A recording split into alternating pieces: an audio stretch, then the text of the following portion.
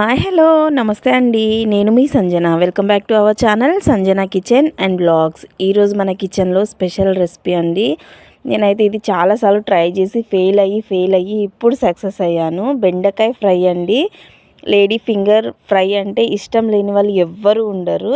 అలాంటి బెండకాయ ఫ్రై జిగురుగా అయితే చాలామందికి వస్తుంది. అలా కాకుండా మంచిగా పొడి పొడిలాడుతూ రావాలంటే ఎలా చేయాలో నేను ఇప్పుడు మీకు చేసి చూపిస్తాను. వీడియో ఎక్కడ స్కిప్ చేయకుండా చూడండి.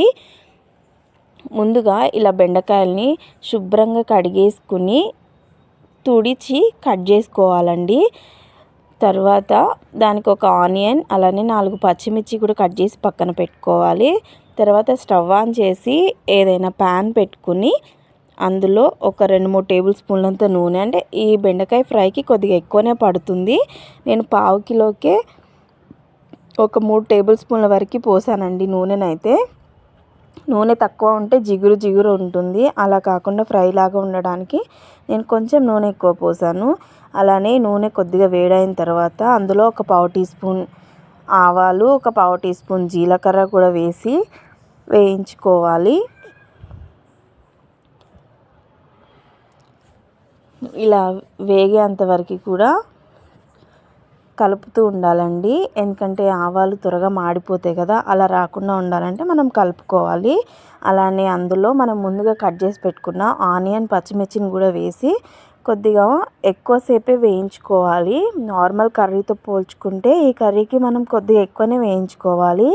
ఇందులోనే ఒక పావు టీ స్పూన్ అంత పసుపు కూడా వేసి కలుపుకోవాలండి. తర్వాత మనం ముందుగా చిన్నగా కట్ చేసి పెట్టుకున్నాం కదా, సన్నగా కట్ చేసుకోండి వీలైనంత వరకు.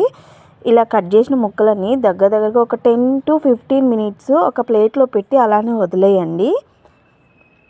ఆ తర్వాత ఇది ఇలా మనం పోపులో వేసి, ఎప్పుడైనా కానీ బెండకాయ కర్రీ చేసేటప్పుడు గరిటెతో కలపొద్దండి. బెండకాయలు వేసిన తర్వాత మనం ఇట్లా మసిబట్టను సంథింగ్ దేనితోనైనా క్లాత్ పట్టుకుని దాన్ని పైకి కిందికి ఎగరేస్తూ ఉంటే ఆటోమేటిక్గా అదే కలిసిపోతూ ఉంటుంది.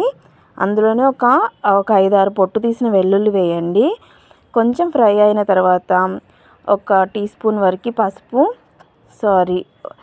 ఒక టీ స్పూన్ సాల్ట్, అలానే రుచికి సరిపడిన కారం కూడా వేసుకోండి.